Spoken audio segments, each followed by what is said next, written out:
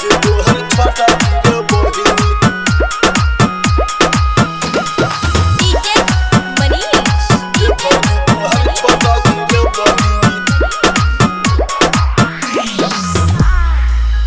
रातो आइले दिया फोन जी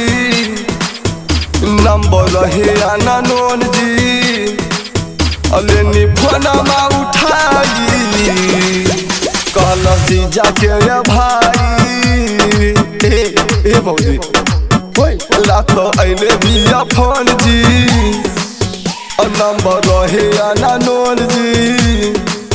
लेनी फोनमा उठाई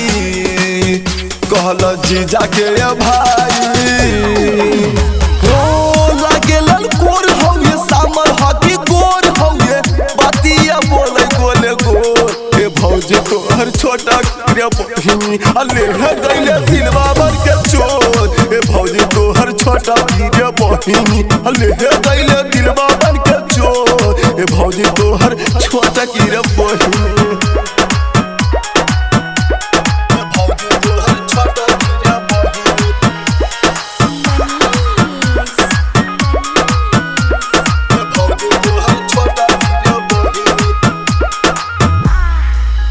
काहे बारू खिसियाइल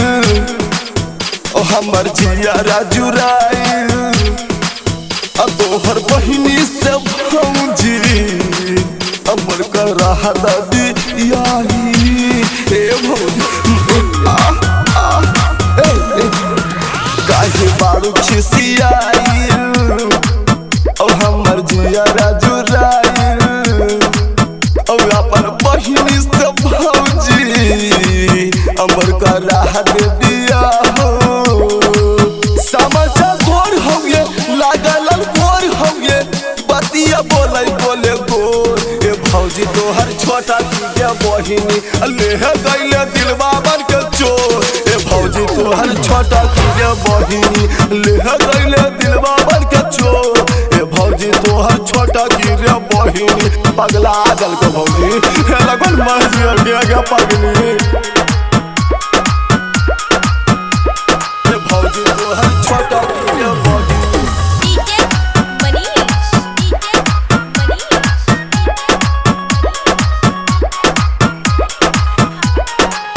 नहीं चाही दहेज जी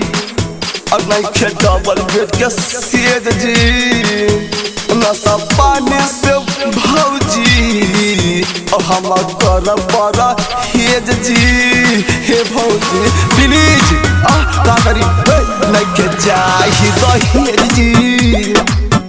नहीं डबल बेड के सेज जी और नशा पानी से भौजी हम कर बड़ा हेज जी हो